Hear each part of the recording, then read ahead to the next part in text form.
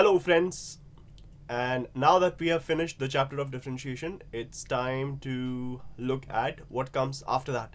We of course also covered the chapter of applications of derivatives, where we covered some of the practical applications of differential calculus.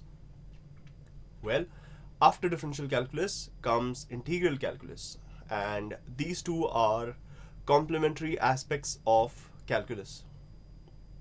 So the first part of integral calculus is where we learn to perform this operation called integration in a more general way, and thereon we will learn how to perform the integration based on specific limits, actual constants where you have to evaluate the function after the operation is performed.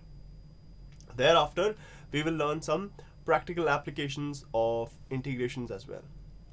Well, what is integration in the first place? So this introductory discussion is devoted to answering that question. Integration is, if you speak mechanically, it is the exact reverse process of differentiation. So if we differentiate something and if we integrate the answer, we will get back the original function which was getting differentiated in the first place. But that is not all the story about integration. Integration is much more than that, and it has applications much beyond just being a double check on whether our differentiation answer is correct or not. In fact, the integration is a much more nuanced process, and unlike differentiation of functions where we can differentiate any function, virtually any function given to us, we cannot integrate any function given to us. So functions have to be in a specific way in order for them to be integrable. That is, it should be possible to integrate a function based on whatever rules we know. Differentiation has standard derivatives. It has the product rule, it has the quotient rule, it has the logarithmic differentiation rules, it has rules for differentiating exponential functions, it has rules for differentiating parametric functions, and so on. And so for every conceivable type of function, we can differentiate with respect to the unknown variable. The same is not true for integration. Integration can be performed only on a very narrow class of functions. So differentiation, as the name suggests, involves concentrating on ever smaller and smaller portions of the function.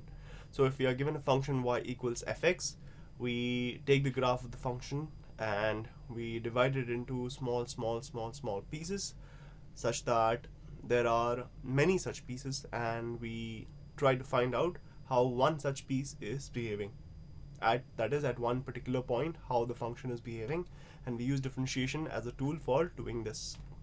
Integration, as the name suggests, is all about bringing together certain quantities. These quantities are supposed to be parts of the function which you are integrating.